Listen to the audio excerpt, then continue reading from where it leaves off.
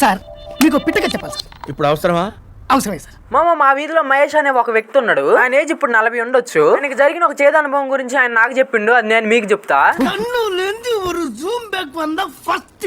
ఆయనకి 19 సంవత్సరాలు ఉన్నప్పుడు ఆయనకు ఒక అమ్మాయి పరిచయం అయింది. ఆమె పేరు వచ్చేసి కర్పూరం.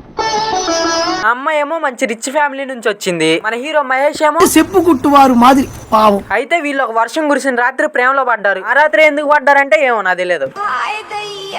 ప్రేమలో పడ్డాక మామూలుగా ఉంటారా? సినిమా షికార్లు పోయారు. అట్లా 2-3 సార్లు పోయారు. 2-3 సార్లు పోయిన తర్వాత అమ్మాయి ఇంట్లో తెలిసిపోయింది. తెలిసిపోయిన తర్వాత వాళ్ళ ఇంట్లో వాళ్ళేమో కూర్చోండి కూర్చున్న తర్వాత మీ ఇంట్లో వాళ్ళు ఏం చేస్తారు బాబు అని అడిగారు. మన హీరో ఏం చెప్పిండు? హీరో వంది చెప్పుకుంటూ వారు మాదిరి అని చెప్పిండు. అప్పుడు అమ్మాయి వాళ్ళు నాన్నలేసి వీడు కాలర్ పట్టుకోండు. కాలర్ గట్టిగా పట్టుకొని ఈ లంచా కొడుకు ఎవరు? ఈ లంచా కొడుకుని ఎవరు కూర్చోబెడితే అని బాగా తిట్టి పంపించారు మామ. వీడిని పంపించి వేరే పైసలు ఉన్నోడితో అమ్మాయి పెళ్లి చేశారు.